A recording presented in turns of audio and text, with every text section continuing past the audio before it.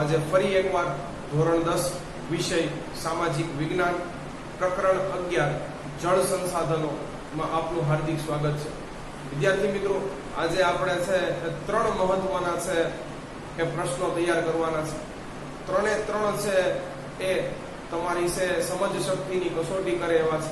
જો એક વખત તમે તેને બરોબર સમજી લ્યો છો તો વિદ્યાર્થી મિત્રો છે કયા પ્રશ્નમાં કેટલું લખાણ લખવાનું છે એની તમને બરોબર માહિતી છે ની જાણ થઈ જશે અને તમે ખૂબ જ છે ટૂંકા ગાળાની અંદર આ ત્રણ પ્રશ્નો છે એ તૈયાર કરી શકો.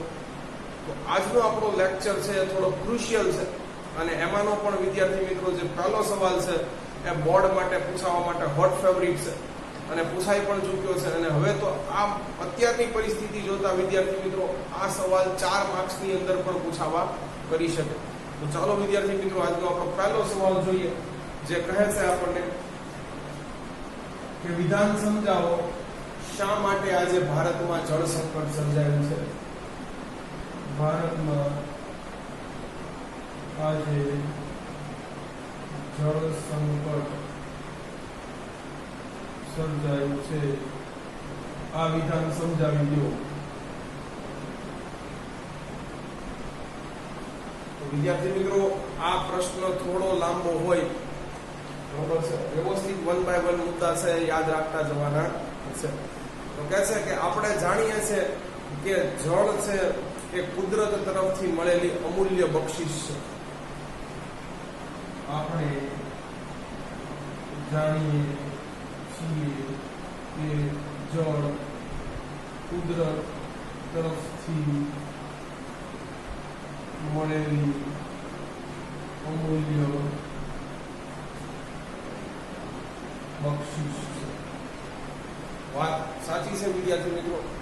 પૃથ્વી પર છે કે જો સૌથી મહત્વનો છે એ કોઈ પ્રવાહી હોય કે સૌથી મહત્વનો કોઈ પેય પદાર્થ હોય તો વિદ્યાર્થી મિત્રો એ પાણી છે. અને પાણીને તો આપણે છે એ અમૃત સાથે છે એ સરખાવીએ છીએ. આગળ કહે છે તો ભાઈ આટલું મહત્વનું છે તો આજે શા માટે જળ સંકટ સર્જાયું છે? જળ સંકટના કારણો છે એ આ બીજા પોઈન્ટની અંદર લખેલા છે કે આજે ભારતમાં વધતી જતી વસ્તી સાથે વધુ અનાજની માંગ. કે છે ભાઈ વસ્તી છે એ વધી રહી છે તો અનાજ પણ જાજુ જોશે, ફૂડ કન્ઝમ્પશન પણ વધશે. હવે તમને ખબર છે વિદ્યાર્થી મિત્રો કે આપણે આપણા છે કુલ ઉપલબ્ધ પાણીના જથ્થાનો છે 84% ભાગ તો છે એ સિંચાઈ તરફ વાળી દીધો છે અને જરૂરી પણ છે, કારણ કે પાણી વગર ખેતીની કલ્પના ન કરી શકાય અને અનાજ અને પાણી વગર તો જીવન છે એ શક્ય જ નથી. એટલે કે છે ભારતમાં વધતી જતી વસ્તી સાથે વધુ અનાજની માંગ, કે છે વધતા જતા ઉદ્યોગો સાથે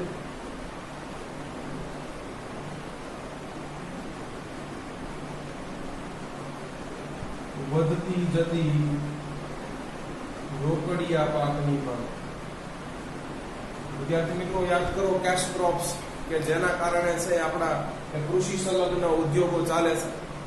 કપાસ, શેરડી, શણ, તમાકુ, રબર ઇત્યાદિ છે રોકડિયા પાક છે, પણ એની માંગ પણ આજે છે ઉદ્યોગો માટે વધતી અને વધતી જાય છે. પછી કે છે વધતું જતું શહેરીકરણ,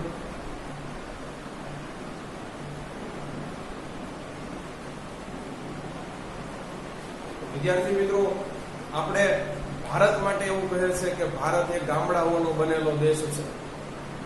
અહીંયા શહેરો છે એની સંખ્યા બહુ ઓછી છે, મુઠ્ઠી પર છે, પણ આ શહેરોની અંદર આજે છે દેશની 38% વસ્તી વસે છે.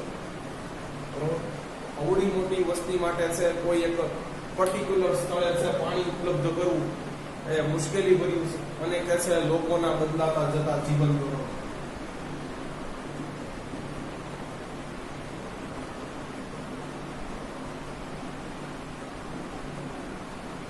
વિદ્યાર્થી મિત્રો આજે આપણા ઘરે કેટલા એવા ઉપકરણ છે બરોબર છે કે જે પાણી થકી ચાલે છે, કે જેમાં છે પાણી એક મહત્વનો ભાગ ભજવે છે અને આપણી લાઈફસ્ટાઈલ બદલાતા આપણે પાણીનો વધુ ને વધુ ઉપયોગ અને વધુ ને વધુ બગાડ પણ કરતા થયા છે.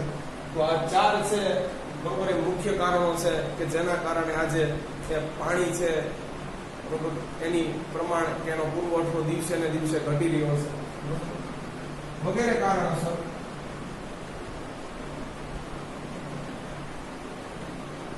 પાણી પુરવઠો નું પ્રમાણ પ્રબળ છે.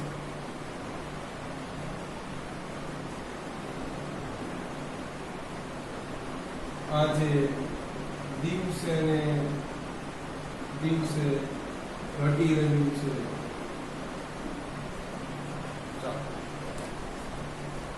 તો આગળ જોઈએ કે હવે કરવું શું.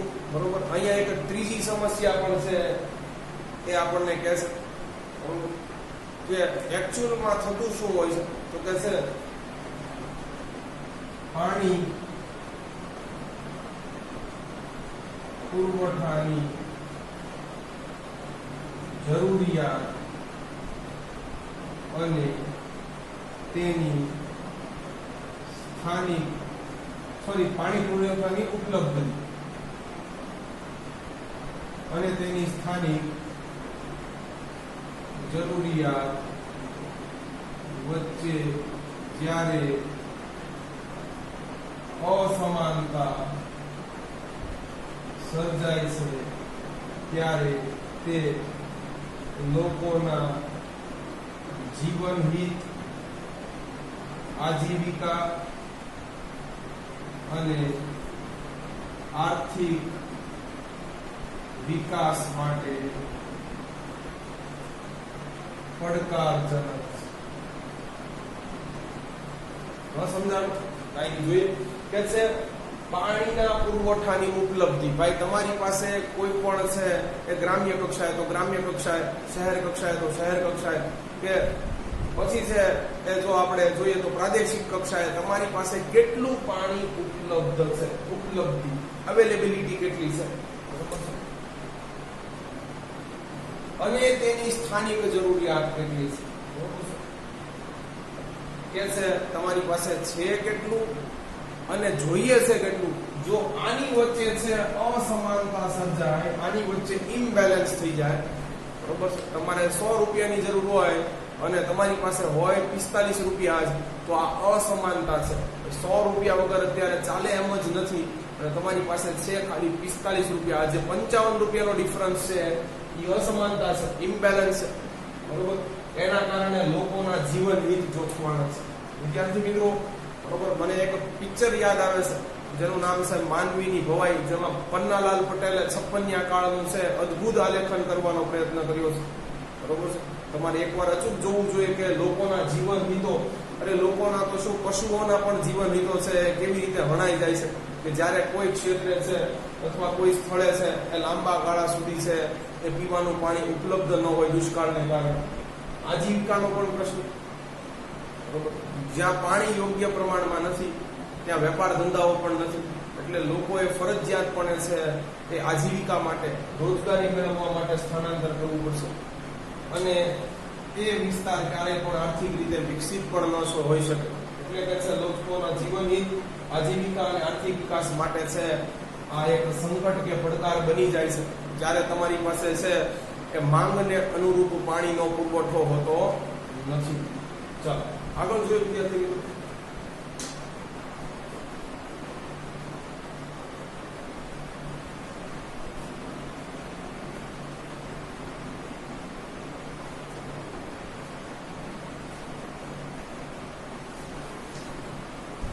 કહે છે કે આજે રાજસ્થાનના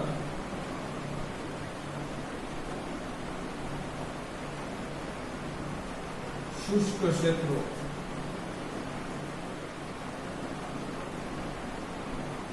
શુષ્ક ક્ષેત્રો એટલે વિદ્યાર્થી મિત્રો સૂકા ક્ષેત્રો. ખાસ કરીને છે આ પશ્ચિમ બાજુના જે પાકિસ્તાન બાજુ છે રાજસ્થાન આવેલું છે એની વાત કરે છે.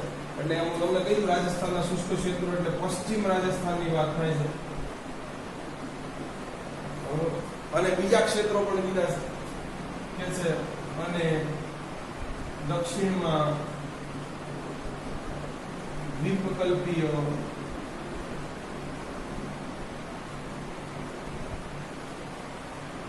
ઉચ્ચ પ્રદેશના આંતરિયાળ વિસ્તારોમાં જળ સંકટ એક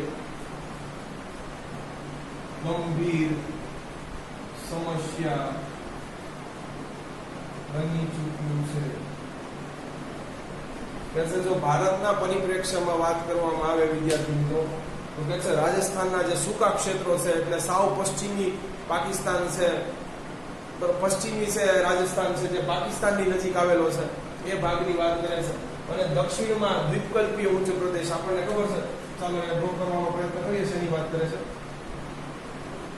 બરોબર, તો જે આ દ્વીપકલ્પીય ઉચ્ચ પ્રદેશ છે, બરોબર છે, આનો અંતરિયાળ ભાગ, હવે તમને ખબર છે આ થોડો ઊંચકાયેલો છે, બરોબર, એટલે પાણી બધું દળીને છે આમની બાજુ ચાલ્યું જાય છે, બરોબર છે. આ પાણી સંગ્રહણની છે કોઈ ફેસિલિટી નથી, એટલે ખાસ એનો અંતરિયાળ ભાગ અને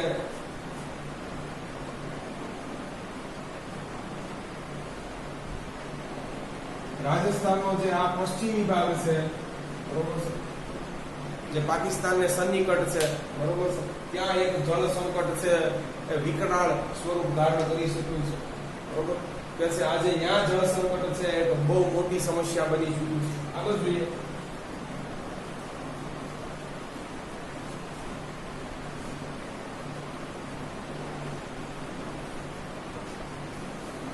કે છે આજે ઘણા ખરા ગામડાઓમાં અને શહેરોમાં છે એ પાણીની ગુણવત્તા પણ ઘટી રહી છે. આજે ઘણા ખરા ગામડાઓ અને શહેરોમાં પાણીની ગુણવત્તા ઘટી છે, બરોબર છે. ક્વોલિટી એવી નથી. જો વિદ્યાર્થી મિત્રો પ્રમાણ નથી કીધું, પુરવઠો નથી કીધું, ક્વોલિટી ગુણવત્તા વાળું પાણી નથી. તેથી શું થાય છે? તેથી જળજન્ય રોગોમાં વધારો થયો છે.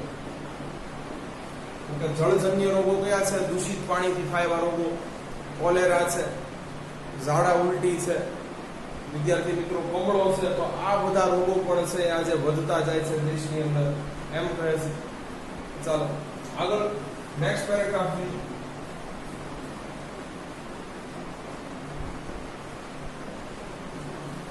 તો કે છે કે આજે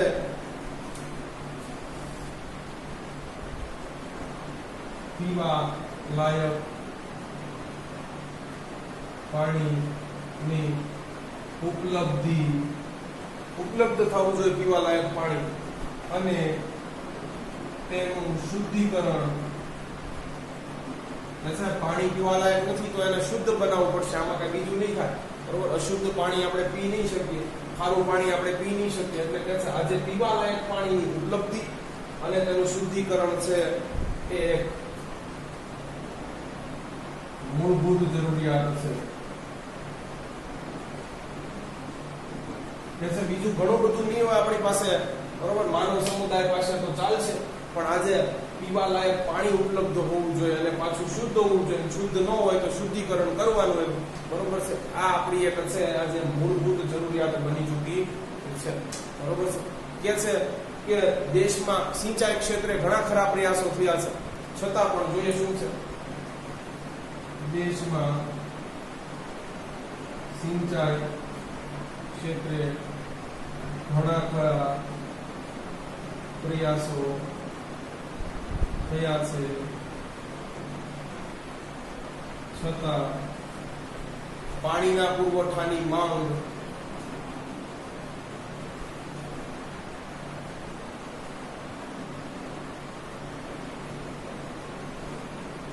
અને તેના જથ્થા વચ્ચે ઘણો તફાવત છે,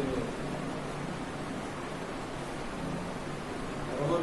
કે છે દેશ આ ક્ષેત્રે ઝઝૂમી રહ્યો છે, મથી તો રહ્યો છે, પણ છતાં પણ આજે છે, બરોબર, એ દેશમાં જેટલો પુરવઠો હોવો જોઈએ અને જેટલો છે એમાં ઘણું ખરું અંતર છે. એ આપણને નીચેના ઉદાહરણથી માહિતી મળે છે કે દેશના છે 8% મહત્વના શહેરો છે એ આજે જળ સંકટની સમસ્યાઓથી પીડાઈ રહેલા છે.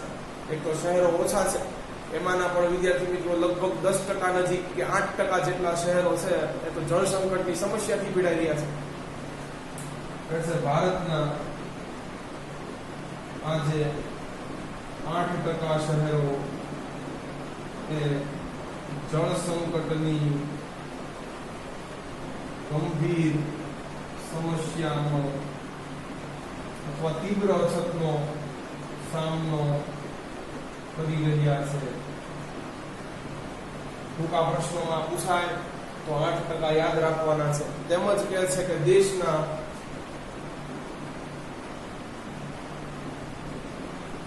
50% ગામડાઓમાં એટલે અડધા દેશના ગામડાઓમાં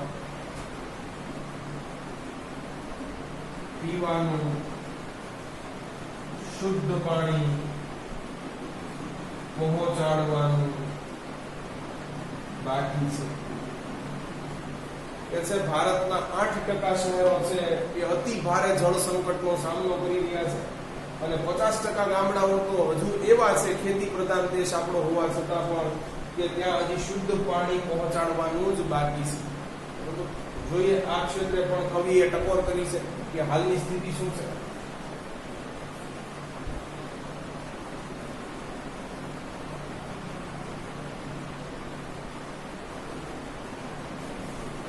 કે છે આજે સિંચાઈની સગવડો વધી છે. સાચી વાત છે. આજે સિંચાઈની સગવડો વધી છે છતાં દેશનો 2/3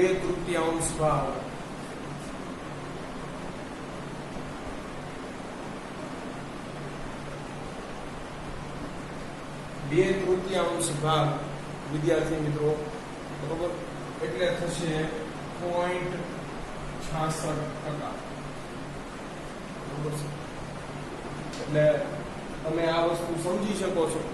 બરોબર છે કે અહીંયા છે એ કુલ 3 ભાગમાંથી 2 ભાગ છે સમસ્યાનો સામનો કરી રહ્યા છે. બરોબર છે. જો આવા 3 ભાગો હોય તો આમાં એક ભાગ સારો છે, આ 2 ભાગ ન ચાલે જેમ કે છે. બરોબર છે.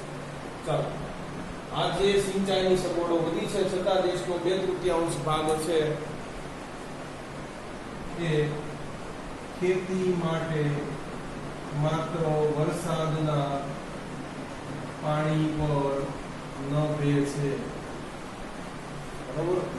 આજે દેશના 66% કિસાનો છે એ માત્ર ને માત્ર વરસાદના પાણીથી ખેતી કરી શકે છે. એટલે ત્યાં સુધી હજી સિંચાઈ દ્વારા પાણી છે પહોંચ્યું નથી. તો હવે ખેડૂતો શું કરે છે તો કે ખેડૂતો ઉપયોગ કરે છે બરોબર એ ટ્યુબવેલ અને કુવાનો. બરોબર. કાંઈક તો કરવું એટલે એ લોકો છે અહીંયા એ પાણી એકત્ર કરે છે કુવામાં, ટ્યુબવેલ થકી પાણી ખેંચે છે અને એનો ખેતીમાં ઉપયોગ કરે છે. તેથી ભારતના ગામડાઓમાં ટ્યુબવેલ અને કુવાઓ દ્વારા ખેતી થતી હોય, ભૂમિગત જળનું સ્તર ઘટ્યું છે અને તેનાથી ગંભીર સમસ્યાઓ પણ કેટલાક ક્ષેત્રે અથવા કેટલાક સ્થળે સર્જાણી છે.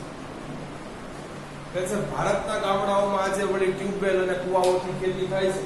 તો એમાં તકલીફ શું છે? તો વિદ્યાર્થી મિત્રો વધુ ને વધુ છે આ કુવાના અને ટ્યુબવેલના પાણીનો ઉપયોગ કરતા જે ભૂગર્ભ જળ છે, જે જમીનની અંદર સ્થિત છે રહેલું પાણી છે એનું સ્તર નીચે જઈ રહ્યું છે. કારણ કે વધુ ને વધુ તો આપણે વાપરી માર્યું છે.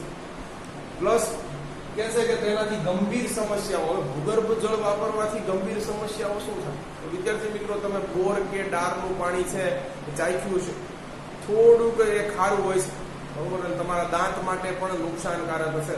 એટલે મારી સલાહ એવી છે કે બોર કે ડારનું પાણી છે એને પીવામાં ઉપયોગ કરશો નહીં. તો આ થોડુંક ક્ષાર વાળું હોય છે, દરિયાના પાણી જેટલું ક્ષાર વાળું નહીં.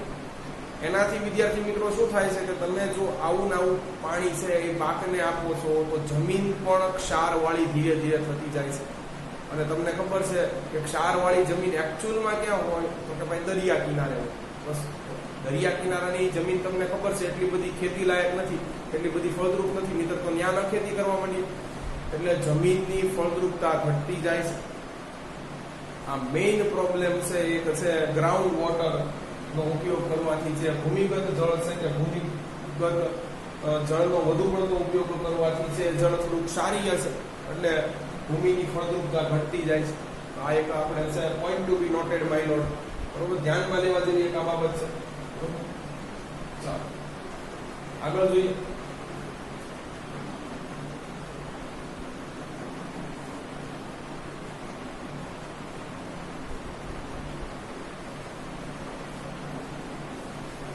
કે છે આજે પીવાના પાણીની જથ્થાની સાથે તેની ગુણવત્તા પણ ઘટતી જાય છે. કે છે જથ્થો તો ઘટે જ છે, પાણી તો ઘટે જ છે, પણ પાણીની ક્વોલિટી પણ છે એ ઘટતી જાય છે. એટલે પાણીની ગુણવત્તા વળી કેમ ઘટે છે? એવું કે કેમ તો કે છે પાણીની ગુણવત્તા ઘટવા પાછળનું કારણ છે બરોબર છે એ માનવીના ઘર અને ઔદ્યોગિક કારખાનાઓમાંથી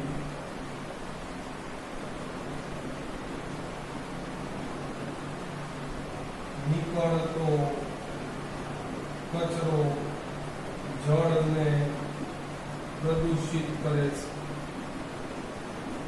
ઘરમાંથી પણ એવો કચરો નીકળે છે જેને જૈવિક કચરો પણ કહી શકાય, અને ઉદ્યોગોમાંથી પણ છે એ એવો કચરો નીકળે છે જેને મોટા ભાગે અજૈવિક કહી શકો. બરોબર, એ પીવાના અથવા શુદ્ધ જળને અથવા વાપરવા લાયક જળને પ્રદૂષિત કરે છે. એટલે આ જળ પ્રદૂષણની સમસ્યા પણ માનવ સર્જિત સમસ્યા કહી શકાય. સાથે વિદ્યાર્થી મિત્રો ખેતી અને ઉદ્યોગોમાં અનિયંત્રિત બરોબર અથવા અમર્યાદિત પાણીનો ઉપયોગ પણ છે આજે ચિંતાજનક છે. કે છે ખેતી અને ઉદ્યોગોમાં પાણીનો અમર્યાદિત ઉપયોગ પણ ચિંતાજનક છે. વિદ્યાર્થી મિત્રો આજે વિશ્વમાં 29% લોકો પાસે છે બરોબર એ પાણી પૂરતા પ્રમાણમાં ઉપલબ્ધ નથી. 29% છે એ વિશ્વના લોકો પાસે પૂરતા પ્રમાણમાં છે એ પાણી જ ઉપલબ્ધ નથી કે જેથી પોતાનો વિકાસ કરી શકે. અને વિશ્વના 11% લોકો એવા છે કે જેની પાસે પીવા લાયક માત્ર ને માત્ર શુદ્ધ જળ પણ નથી. 11% વસ્તી તો એવી છે કે જેની પાસે પીવા લાયક શુદ્ધ છે જળ નથી, ખાલી પાણી પી ન શકે, ખોરાક રાંધી ન શકે, બરોબર, એટલી સુવિધા નથી. અને 29% છે પૃથ્વીનો બરોબર એ વસ્તી ધરાવતો ભાગ છે એ આજે પણ પાણી જેવી બેઝિક એક ફેસિલિટીથી વંચિત છે. જો આ એક ગ્લોબલ પ્રોબ્લેમ અને કહી શકાય, માત્ર ભારત સાથે નહીં પરંતુ વિશ્વ સાથે આ સંકળાયેલું છે. ચાલો હવે આપણે છે નેક્સ્ટ ક્વેશ્ચન તરફ આગળ વધીએ.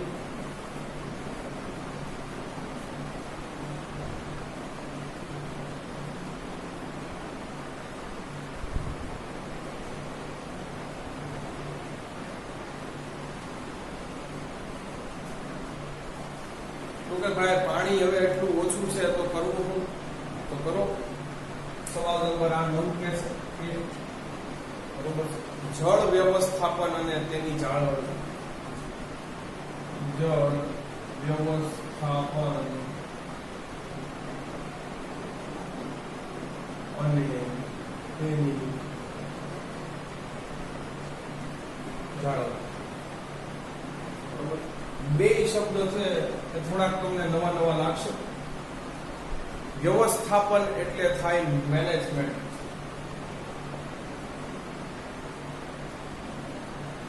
કે છે પાણીનું મેનેજમેન્ટ કેવી રીતે કરશો, વોટર રિસોર્સિસનું મેનેજમેન્ટ કેવી રીતે કરશો, ક્યાં કેટલું વાપરવું એ કેવી રીતે નક્કી કરશો. તો આ પણ એક ચિંતાનો વિષય છે. એટલે કે છે પાણીનું વ્યવસ્થાપન કરવાનું છે, જેટલું જ્યાં જોઈએ છે એટલું જ વાપરો. અને બીજું કે છે જાળવવું. જાળવીને વાપરો. જેમ તમે તમારા છે પૈસા જાળવીને વાપરો છો, બરોબર, એવી જ રીતે છે જળને પણ જાળવીને વાપરો. એવું કંઈક કે છે જળ વ્યવસ્થાપન અને તેની જાળવણી.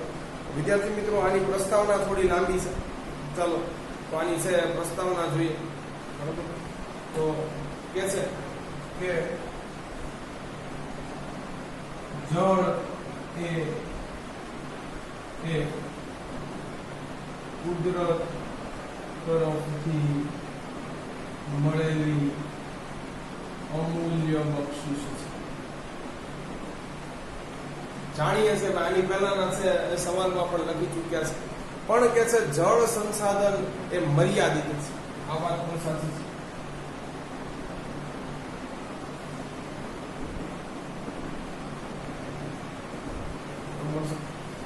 લિમિટેડ રિસોર્સિસ છે. વળી પાછું બધે સરખા પ્રમાણમાં ઉપલબ્ધ નથી. ભાઈ ગુજરાતમાં સરખું, મહારાષ્ટ્રમાં સરખું, રાજસ્થાનમાં સરખું પ્રમાણ હોતું તો ક્યાં વાંધો થતો. બરોબર છે. કે છે તેનું વિતરણ પણ અસમાન છે.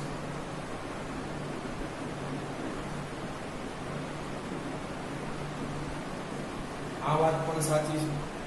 કે છે એમાં વળી પાછું છે ગરીબીને આટા ગયેલા કે આજે જળ પ્રદૂષણ પણ વધી રહ્યું છે. એ પણ આજે જળ પ્રદૂષણ પ્રમાણ પણ વધી રહ્યું છે. તેથી કે છે હવે આ મર્યાદિત છે એટલે એનો વિવેકપૂર્ણ ઉપયોગ કરવો જોઈએ.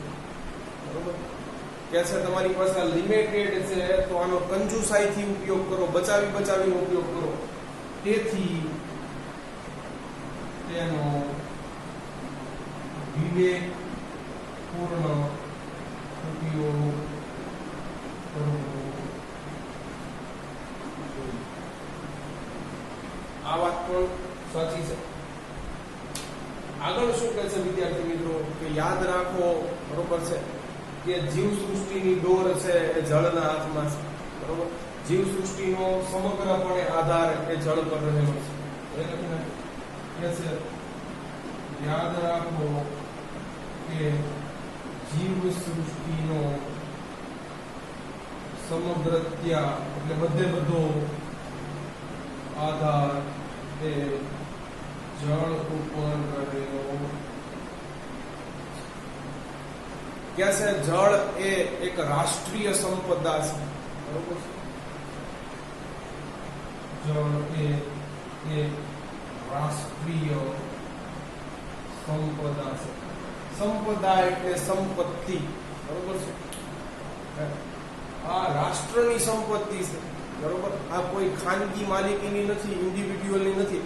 આજે તમે એવા ક્ષેત્રમાં રહ્યો છો કે જ્યાં પાણીની પૂરતી સવલત છે, છતાં પણ તમારે પાણીનો વિવેકપૂર્ણ ઉપયોગ જ કરવો જોઈએ.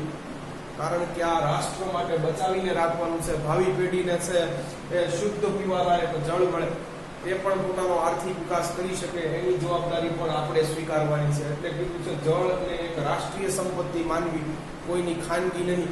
કદાચ આજે તમારી પાસે છે પાણીની સારી એવી ફેસિલિટી હોય, છતાં પણ એનો વિવેકપૂર્ણ ઉપયોગ કરવામાં જ, બરોબર, એ મનુષ્યની ભલાઈ છે. ચાલો આગળ જોઈએ શું કહે છે.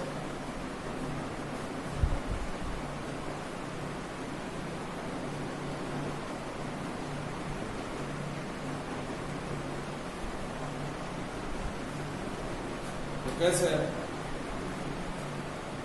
જળ સંસાધન નું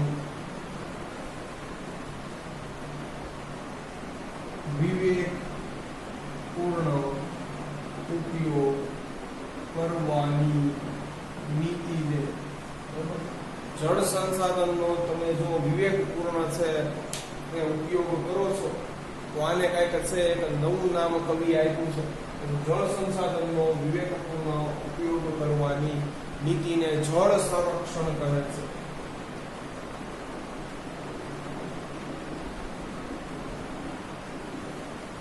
બરોબર, તો આ તમારે યાદ રાખી લેવું જોઈએ. જળ સંસાધનનો વિવેકપૂર્ણ એટલે કાળજીપૂર્વક જેટલો જોઈએ એટલો ઉપયોગ કરવાની છે નીતિને જળ સંરક્ષણ કહે છે.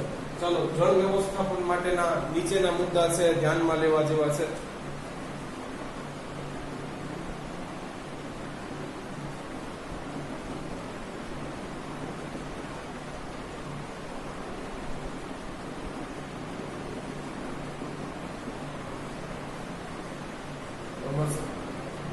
કે છે હવે દિવસે દિવસે વસ્તી તો વધવાની, ઉદ્યોગો વધવાના, એટલે પાણીની જરૂરિયાત તો વધુ જ રહેવાની છે. તો આની માટેનું મેનેજમેન્ટ કેવી રીતે કરશો? તો કે ભાઈ બરોબર છે, જળ આશયો, જળ વત્તા આશય, બરોબર, એવા સ્થળો કે જે જળને આશય આપે છે, કુવાઓ હોય, તળાવો હોય, નદીઓ હોય, ચેક ડેમ હોય, બરોબર છે, વગેરે છે એ વધારવા પડશે.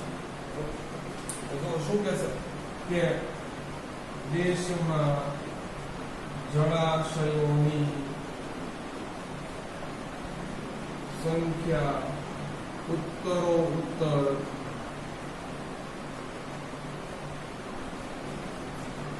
વધારીને વરસાદના પાણીનો વધુને વધુ સંગ્રહ કરો. કે છે દેશમાં જળાશયો વધુ ને વધુ છે એ બાંધી વિકસાવીને વધુ ને વધુ છે વરસાદનું પાણી એકત્ર કરો તો વાત બનશે. બરોબર કે છે બે નદીના બેસિન વિસ્તારોને છે એ જોડો.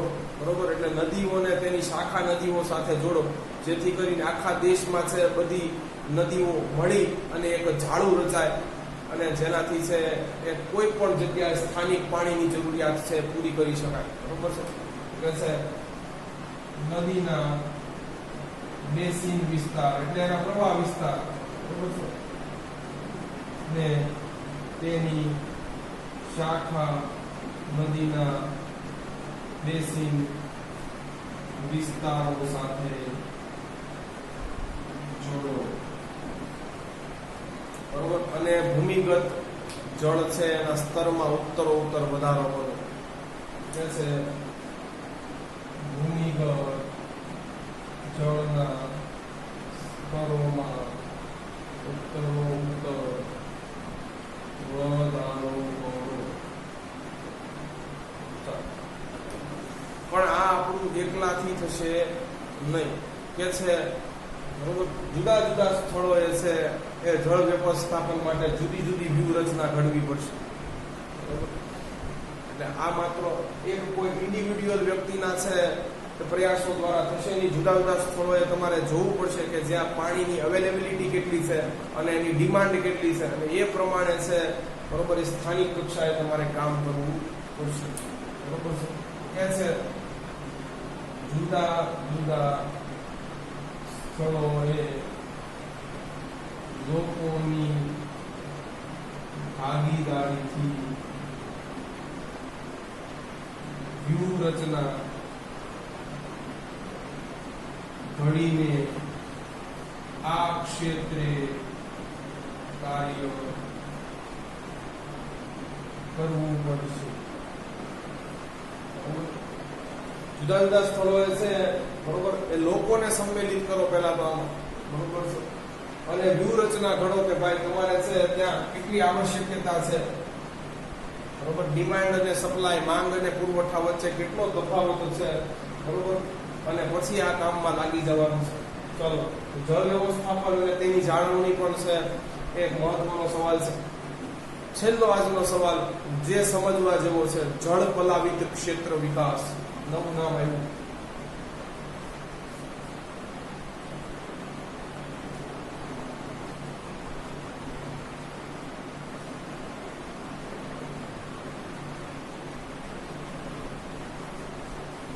ચાલો, ક્વેશ્ચન કે છે જળ પલાવિત ક્ષેત્રનો વિકાસ.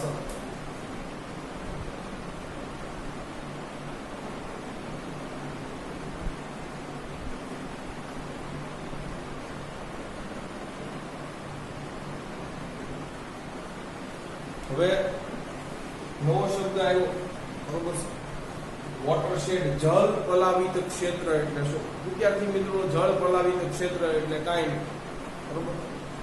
જે નદીઓ અને શાખા નદીઓ છે એમાં રહેલું પાણી છે, બરોબર, એના વિશેની આ વાત કરે છે, બરોબર. તો કે આનો તમે કેટલી રીતે લાભ લઈ શકો, બરોબર? આનાથી તમે છે એ કેવી રીતે છે એ દેશના સમસ્યા કે પ્રશ્નોનો હલ કરી શકો, એ કહે છે. જળ પલાવિત ક્ષેત્રનો વિકાસ કેવી રીતે કરી શકો? તો બસ વિદ્યાર્થી મિત્રો, તમને ખબર છે કે ચોમાસામાં જે ઋતુગત વર્ષા થશે એનાથી નદીઓના જળ જથ્થામાં વધારો થશે, બરોબર. અને આ નદીઓના જળ જથ્થો છે જે વધેલો છે, બરોબર, એનો વધુ ને વધુ સુયોગ્ય ઉપયોગ કરી અને તમે આ જળ પલાવિત ક્ષેત્ર છે, બરોબર, એનો વિકાસ કરી શકો ખરા, બરોબર. તો કે છે જળ પલાવિત ક્ષેત્ર એ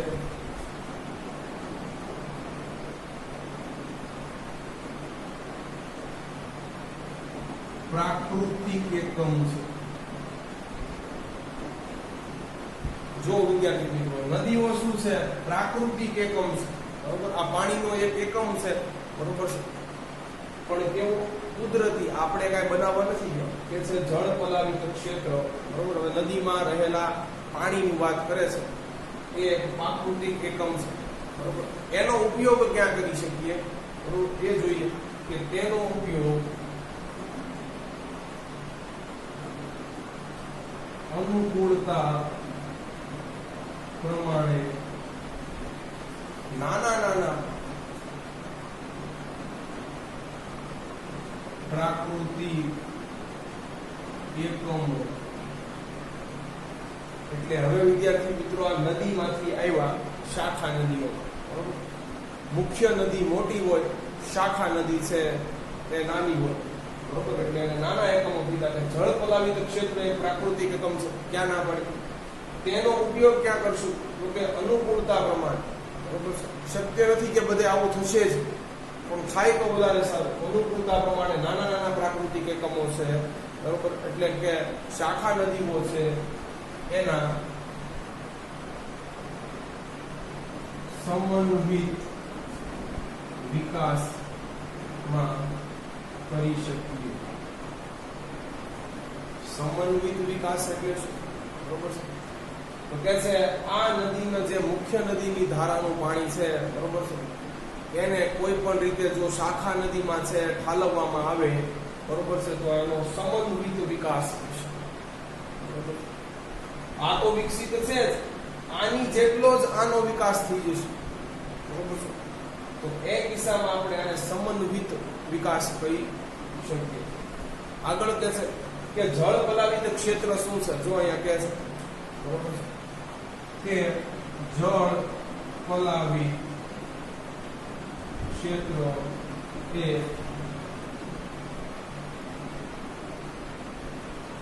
નદીઓનો બેસિન વિસ્તાર જ છે. શું છે આ? ખાલી નામ નવું છે.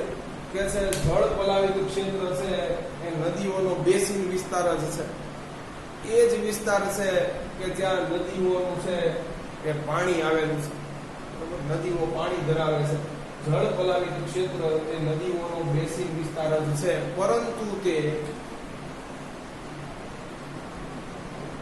તેની શાખા નદીઓ સાથે જોડાઈને એક સળંગ તંત્રની રચના કરે છે. સમજો, આ એક મુખ્ય નદી છે, બરોબર છે, જેને આપણે જળ પલાવિત ક્ષેત્ર કહી શકીએ, કારણ કે આ નદીનો રહ્યો બેસિન વિસ્તાર. હવે અહીંયા છે, બરોબર છે, એની શાખા નદી છે, બરોબર. કોઈ પણ ભોગે જો આ મુખ્ય નદીની ધારા છે એ આમાં આવી જશે, બરોબર. યાને કે છે નદીના બેસિન વિસ્તારનું પાણી છે તેની શાખા નદીઓમાં છે આવી જશે, બરોબર. એટલે આ બે જોડાઈ ગયા, બરોબર. આ એક, પણ હવે જો આની સાથે પણ જોડાઈ ગયો, આનો અભિન્ન અંગ બની ગયો, એટલે આ બે, આ આખું છે એ સળંગ તંત્ર બની ગયું, એક જ તંત્ર બની ગયું, બરોબર. યાને કે જો અહીંયા જળ જથ્થો વધશે તો અહીંયા ઓટોમેટિકલી વધી જશે. અને જો અહીંયા કોઈ કારણસર દુષ્કાળને લીધે કે ઉનાળામાં જળ જથ્થો ગયો તો અહીંયા ઘટી જશે. આ એક સળંગ તંત્ર થઈ ગયું, બરોબર. જેવું અહીંયા થશે એવું જ અહીંયા થશે. બસ આવું કરવાનું છે. એમ કે છે જળ પલાવિત ક્ષેત્ર એ નદીઓનો બેસિન વિસ્તાર છે, પરંતુ તે તેની શાખા નદીઓ સાથે જોડાય. જો આવી રીતે જોડાઈ ગયો કોઈ પણ રીતે, હું તો એક જ વાર જોડાય, બે વાર જોડાય, કોઈ જો સળંગ તંત્ર છે, અથવા બીજી કોઈ નદી સાથે જોડાય, બરોબર. અહીંયા ચાલો આ બીજી નદી જો પાછું સળંગ તંત્ર થયું. બને એવું કે આ બે એકબીજા સાથે જોડાતી હોય. ગમે એમ તમારે નદી અને શાખા નદીઓને એકબીજા સાથે જોડવાની છે. જો ન જોડાતી હોય તો માનવ સર્જિત, બરોબર છે, એ કોઈ રીતે કારણોસર આને જોડી દેવાની છે, કે જેથી છે શાખા નદીઓનો પણ છે મુખ્ય નદીઓ સાથે વિકાસ થતો હોય છે. જળ પલાવિત ક્ષેત્ર એ નદીઓનો બેસિન વિસ્તાર જ છે, પરંતુ તે તેની શાખા નદીઓ સાથે જોડાય અને સળંગ તંત્રની રચના. તમને એમ થાય કે નદીઓ એની શાખા નદી છે એની સાથે ઓટોમેટિકલી કેવી રીતે જોડાય? આમ શું કેમ આપી એકબીજાનો કનેક્ટ કેમ? પહેલા તો નહોતા. તો અહીંયાથી જાણો આ બધું એકબીજાનો પહેલા તો નહોતું જોડાયેલું. જોડાય કેવી રીતે ગયું? જો કેવી રીતે જોડાય છે?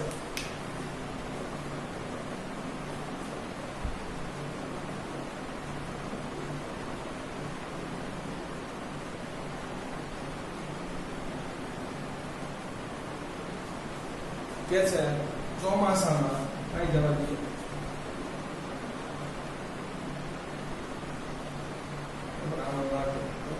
શું કહેશે? ચોમાસામાં ઋતુગત વર્ષાને કારણે નદીના બેસિન વિસ્તારમાં પાણીનો જથ્થો વધતા તે આગળ વધે છે. તો શું કીધું? ચોમાસામાં છે, બરોબર છે, અહીંયા વર્ષા પડશે,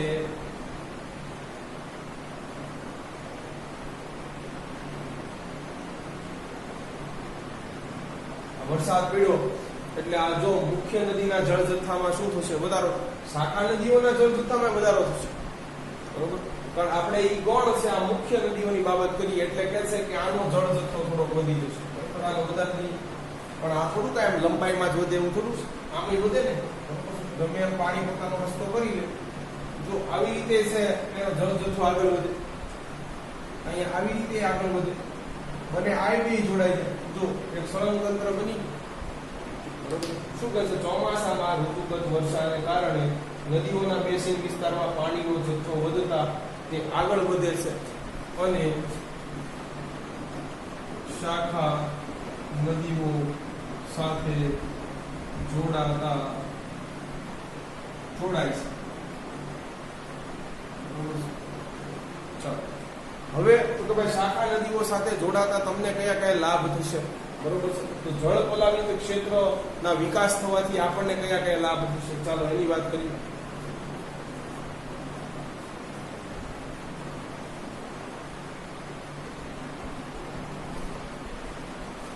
તો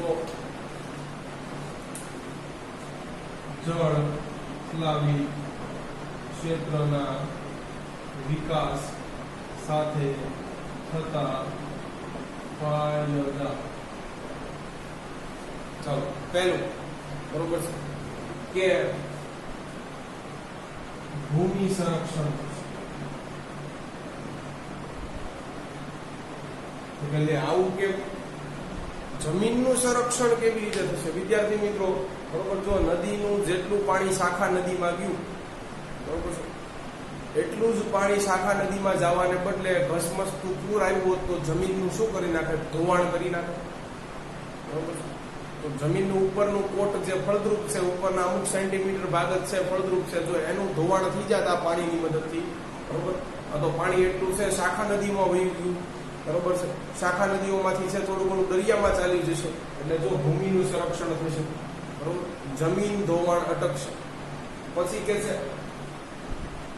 બરોબર, કે ભેજનું પ્રમાણ વધશે જમીનમાં, પ્રમાણ વધશે. આ પણ વાત સાચી છે વિદ્યાર્થી મિત્રો. જેટલો છે દેશનો વિસ્તાર નદીઓ અને શાખા નદીઓ છે એ કવર કરે છે, એની આસપાસના વિસ્તારમાં છે ભેજનું પ્રમાણ છે એ સારું એવું જળવાઈ રહેશે જમીનની અંદર. કારણ કે વનસ્પતિના મૂળ છે પાણીના અણુઓને જકડી રાખે છે, આગળ જવા દેતા નથી. તો જમીન છે એ ભેજ જાળવી રાખશે. એટલા માટે તમને નદીઓની આજુબાજુ છે એ ફળદ્રુપ છે જે ભૂમિભાગ છે ત્યાં જંગલો વધુ પ્રમાણમાં જોવા મળશે. બરોબર. પછી કે છે કે આનાથી બીજો લાભ એ છે, બરોબર, ચરાણ અથવા ગૌચર ભૂમિને, બરોબર, કે ત્યાં પાણી મળી રહેતા છે એ ગાયો કે ભેંસ જેવા દુધાળા પશુઓને છે જે આપણા અમુક જિલ્લાની અંદર અમુક છે એ જમીન અનામત રાખી હોય છે, આમને પડી રહેવા દીધી હોય છે કે આ ભાઈ ગૌચર ભૂમિ, અહીંયા ખાલી પશુઓ માટેનું વાવવાનું અને છે પશુઓને ચરાવવાનું. તો જો ગૌચર ભૂમિ છે એને પણ ફાયદો થશે ચરાણ માટે. ગૌચર ભૂમિને લાભ, કેમ કે પાણી મળી રહેશે, નદીઓ અને શાખા નદીઓ એકબીજા સાથે જોડાઈ ગઈ છે, બરોબર છે. પછી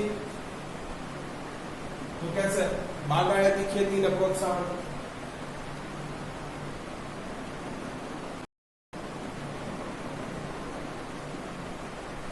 કેવી રીતે ભાઈ? બાગાયતી ખેતીની અંદર ભાઈ પાણી જાજુ જોઈએ. જો દેશની નદી શાખા નદીઓ બધું એકબીજા સાથે જોડાઈ ગયું હોય તો આ કામ શક્ય બની શકે. બરોબર. પછી તો વૃક્ષ વાવેતર કરી શકશો વધુ પ્રમાણમાં, બરોબર છે. જંગલો છે સઘન બનાવી શકશો, કેમ કે હવે તમારી પાસે પાણી છે. અથવા વનીકરણ પણ કરી શકો, બરોબર. ક્યાંક પડતર ભૂમિને પણ છે પાણીની મદદથી તમે ઉપજાઉ બનાવી શકશો, બરોબર છે. દુર્ગમ વિસ્તારમાં જો પાણીની સમસ્યા બરોબર હતી તો ત્યાં છે પાણી પહોંચતા તમે છે વૃક્ષોનું મોટા પાયે વાવેતર કરી શકશો એમ કે છે. અને છેલ્લો ફાયદો માનવીઓ માટે પણ લીધો છે, બરોબર કે છે જો ભૂમિ સંસાધનોનો વિકાસ થતા, ભૂમિ સંસાધનનો પણ વિકાસ થશે, બરોબર. ભૂમિની અંદરથી મળતી ખનિજો હોય કે ભૂમિ ઉપર લેવાતી છે કૃષિ પેદાશો હોય, પાણી મળશે તો આ વધુ ને વધુ લઈ શકશો. એટલે જો ભૂમિ સંસાધનોનો વિકાસ થશે, ભૂમિ ઉપર અંદર બધી બાજુએ ઉદ્યોગોનો વિકાસ થશે, તેથી સમુદાયોનો ઉત્થાન થશે. ઉત્થાન એટલે પણ વિકાસ થાય. તેથી સમુદાયો, બરોબર, માનો કે ભાવનગરની અંદર છે પાણીનો કોઈ પણ રીતે છે પુષ્કળ પુરવઠો હવે ઉપલબ્ધ છે, બરોબર. પહેલા નહોતો.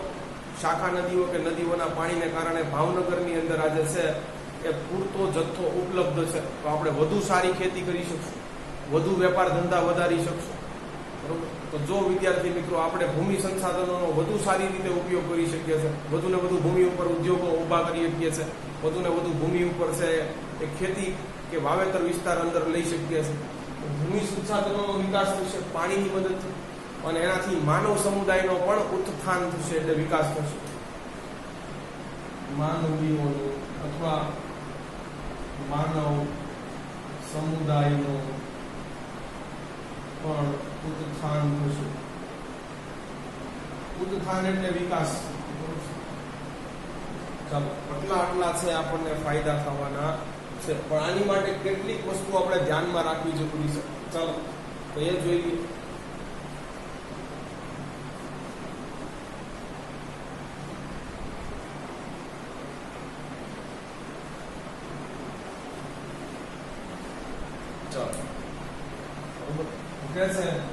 જળ પલાવી ક્ષેત્રો માટે ભૂમિની સ્થાનિક ક્ષમતા, બરોબર કે છે એ સ્થળની સ્થાનિક ક્ષમતા કેટલી છે, બરોબર છે. વધુ પડતો છે જો જળ પલાવી ક્ષેત્રોનો વિકાસ કરવામાં આવે તો જમીન ધોવાણ થઈ શકે, પૂર જેવી સમસ્યાઓ પણ આવી શકે. એટલે જે ભૂમિની સ્થાનિક ક્ષમતા કેટલી છે, બોલને ભાઈ કેટલું પાણીની જરૂર છે એટલો જ વિકાસ કરવાનો, બરોબર છે. પાણીની જરૂરિયાત કેટલી છે એ પ્રમાણે ભૂમિની ક્ષમતા કેટલી છે, કેપેસિટી છે એ કેટલી છે એ જોવાનું છે. અને બીજું છે, બરોબર છે, એ સ્થાનિક જરૂરિયાત નોંધવી જરૂરી છે.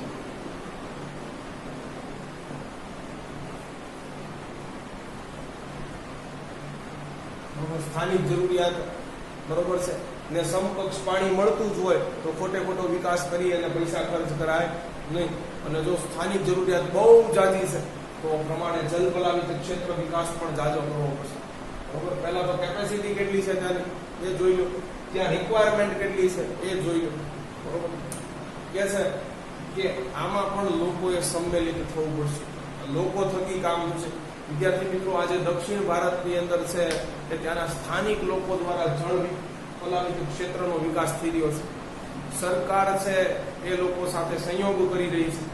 સરકાર પાસે એ સ્થાનિક લોકો પૈસા નથી માંગી રહ્યા, પોતે છે જળાશયો શુદ્ધ કરી રહ્યા છે, જળાશયોનો વિકાસ કરી રહ્યા છે, પોતાના પૈસે બંધો કે બંધારાઓ બાંધી રહ્યા છે. જો આ એક ઉત્કૃષ્ટ ઉદાહરણ છે અને જોવા જેવું છે. તો કે છે કે તે માટે સ્થાનિક લોકોનો સહકાર પણ જરૂરી છે. કે છે જલ પલાવિત ક્ષેત્ર માટે છે રાજ્ય સરકાર અને કેન્દ્ર સરકાર છે જુદી જુદી યોજનાઓ પણ મૂકે છે. જળ પલાવિત ક્ષેત્ર માટે રાજ્ય અને કેન્દ્ર સરકાર દ્વારા જુદી જુદી યોજનાઓ અમલમાં મુકાઈ છે. અને છેલ્લું વાક્ય બહુ સરસ મજાનું લખ્યું છે.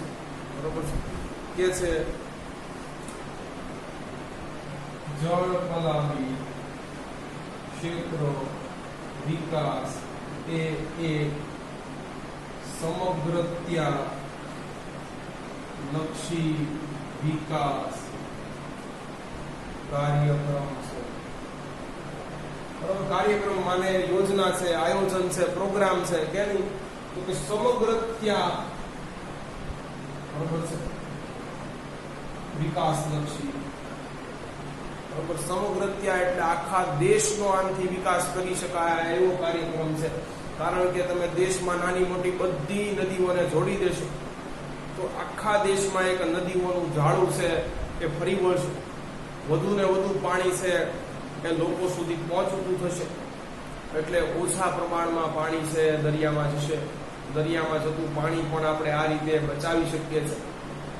આપણે માનીએ છીએ, જાણીએ છીએ કે દરિયામાં એક વખત પાણી વહી ગયા પછી એ ખારું બની જાય છે, એનો કોઈ ઉપયોગ નથી. તો એને બદલે નદીઓ અને શાખા નદીઓને છે એન કેન પ્રકારે જોડી દો અને આખા દેશમાં નદીઓનું આવું ઝાડું કરી દો. નદીઓના બેસિક વિસ્તાર પણ માનવ સર્જિત રીતે વધારી દો. અર્ધ સૂકા કે સૂકા પ્રદેશો સુધી આવી નદીઓ ખેંચીને લઈ જાઓ કે જેથી કરીને આખા દેશમાં છે આવું ઝાડું બને અને સમગ્ર ત્યાં આખો દેશ છે એ વિકાસમય બને. આ એવો કાર્યક્રમ છે. વિદ્યાર્થી મિત્રો, અહીંયા ત્રણ સવાલ આજના આપણા પૂરા થાય છે.